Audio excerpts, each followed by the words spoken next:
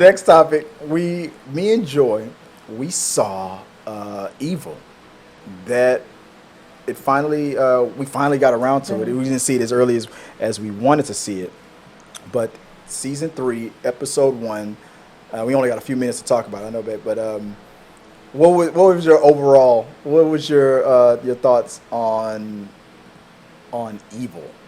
I mean, I love it. I definitely enjoy it more now that it's on Paramount Plus versus regular mainstream TV because it is evil and it has such weird storylines. They're at liberty to do a lot of stuff that you can't show on regular TV. Yeah, it's way more intense, and the thing, just like with Lucifer, they don't, knowing that they can get away with that and do that, they don't go over the top with it. No, They're not like you're not seeing a bunch of nudity and a bunch of this. Not and yeah. They're not. It's not NC-17 like Maryland's gonna be, but this episode was, and this was the first season where it was under the new Paramount. Last season. Was it last season? Last oh season. Yeah. Okay. I'm sorry. Okay, but the difference, there's a huge difference, but it's not. It doesn't go overboard, and I like that. They don't go too overboard with it. But the whole thing, everybody got their wish, sorta, where these the main two stars, they hooked up. And so it's spoilers, guys. This is some spoiler talks here. They hooked up. So you believed it for the entire episode. Yeah.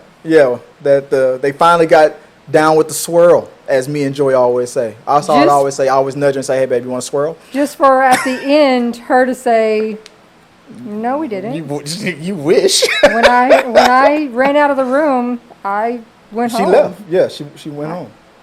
You think that was George? What was that? What's that demon's name? Is it Bob or George? Or it's something weird. like that. I think it was George. I think it was him because he's messed with everybody. He's messed with her first, and then he definitely, because he was having other sex dreams of her like every night, and his visions feel real to him. So it could have been but the demon tongue thing, I think it was George. I think George is messing with him. But he was really thrown by that. Like, wait a minute, because he asked her. Because he knew that some of those were dreams. Yeah, he really thought the first one was like finally did. So technically he didn't break his oath. They kissed. She goes, we kissed. They kissed, and I ran away and I went home. And yeah, he was like, so and he prayed, but he prayed that away. But then after that, he gave it right back into the temptation again and got down with it. So technically, and I think if I'm remembering correctly, he still broke his oath in his own mind, his own desires and stuff. He wanted it. Mm-hmm. And now that she knows that he wants it, what do you think? Well, obviously she knows that he wants it. Yeah, well, now her husband's back, though. And they've made up or whatever. And? That's Luke Cage. What are you gonna do? More plausible. And I like her husband too. Last season when you thought they were about to split up because he was gone and they were arguing. I think that, of course, you can tell there's some stuff's about to go on with Grandma. Yeah, I was just about to say, I like the husband. She is not a fan of the husband wanting her gone. I think the thing I like the fight, the dynamic between the yin and yang between the husband and the grandma. I didn't see it. I didn't think it was going to happen. But when he voiced to her, "I want your mother gone," I thought it was going to be a fight. But I guess, after everything that went down last season with the little stalker, the little boyfriend, I think she was more willing because he's going to be home. And he knows that they know that they if you're rift. Gone, she's my only help. So no. But everything that went down with the ex-boyfriend, you can't trust him. He's kind of back in the picture again. You can't trust her around him. She put a restraining order on him, so she doesn't want.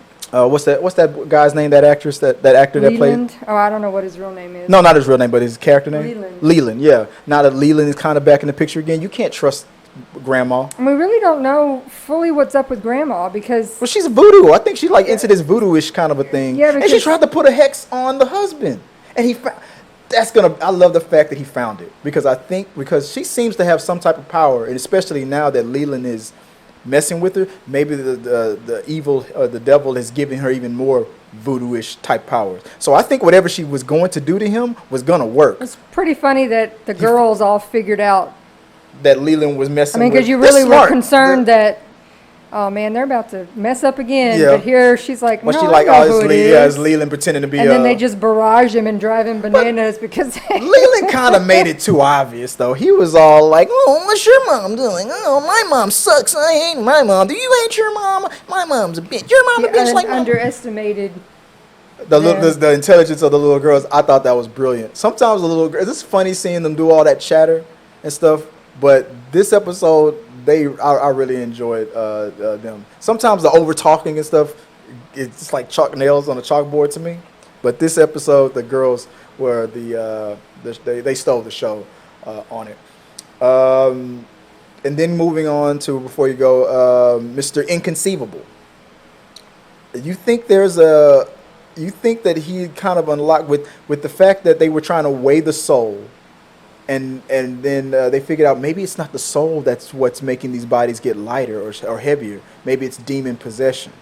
Because why is this other why did this other body gain weight? They were trying to measure the body to see if it loses, why it loses a certain amount of weight when it loses when a person dies, and that priest was sick and dying, and he felt a certain type of way his whole life. And the second that he lost that weight, which they later are thinking that it was a demon, not his soul, he didn't feel like that. He was uninhibited. He wasn't afraid to. He was cured. He wasn't. Sick and he was anymore. cured of his sickness. But why didn't he die though? Like, because of the experiment that I don't know. It expelled the demon, but it didn't expel his soul. It was weird how it was all like cured. the demon was his the poison, thing that was killing so him. it was just gone. So therefore, he wasn't sick. And now that it left his body, and he flirted with the head priest, and they were like, "Oh no, we can't have that. You're gonna." They sent him away. After you're gonna, they do what we always do in the Catholic Church. It's gonna get transferred. You know, you came out as gay, you kissed me, so now you're getting transferred. Typical. But now the demon, it didn't go into the nun's body. It did, but she died. did die. But she did die. So she gained weight. So she was. Her body gained weight, and now that nun is now haunting the priest here. What's his name? Luke Cage. She was right there in the corner, watching him have sex with George, or Bob, or whatever that demon's name is. I think that's George with the eye patch and stuff. Totally freaky ending. I loved it. I thought it was great.